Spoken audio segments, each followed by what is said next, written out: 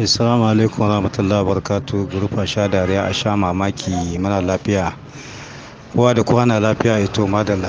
Wannan bidiyon da na turo muku abinda take cewa rikici ne tsakanin Cani da Salifu Modi da wannan na shugaban Rassemblement General da ake cewa Balarabe da shi da Musa Salau Barmu shugaban sojawan Nijar na gaba daya da shugaban shine shugaban force special na Niger kuma yana da goyon bayan Amurka.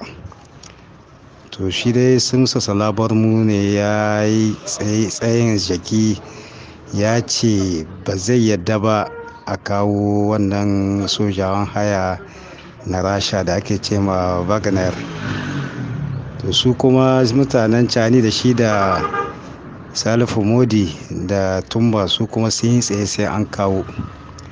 Da yanzu ana ja in ja, shi Musa Salau Barmu da ke da goyon bayan Amurka da goyon bayan soja Nijar duka ya yi kashedu, ya ma Cani hannunka mai sanda, ya ce idan yadda ya kawo wannan sojawan na haya na Wagner to ya tabbata da mulkin shi ya kare.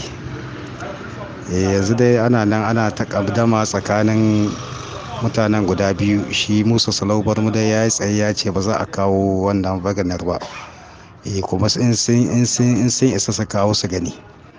Haka ya ce musu aje a ce ma Cani in Cani ya isa to ya kawo wannan soja na Wagner.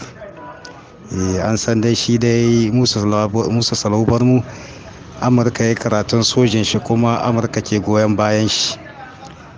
To haka ne yadda kuka san a Libya akwai general wancan wanda Amurkawa ke goyon bayan shi, to haka ne nan ma a Niger shi Musa Salau Barmu yana da goyon bayan Amurka.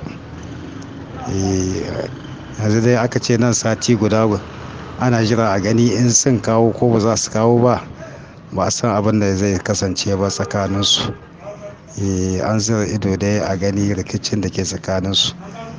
Tun taron da suka yi dai a can ita major wanda na shawara a kawo wannan soja na Wagner, wanda rikici ya tashi tsakaninsu.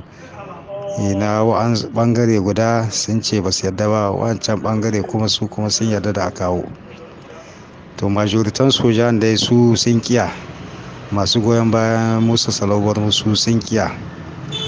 Sun ce zagi ne ga sojan Niger a ce sun kasa sai an kawo an ɗauko an soja haya su zo su yi yaƙi da ta'addanci. A takaice ga abin da bidan ke wadi. Qui présage d'un avenir très explosif. Merci de nous avoir rejoints cette semaine sur 7 jours pour saisir l'essentiel. Nous vous donnons rendez-vous à la semaine prochaine pour de nouvelles analyses. Bon dimanche, à la semaine prochaine. Que Dieu bénisse le Niger.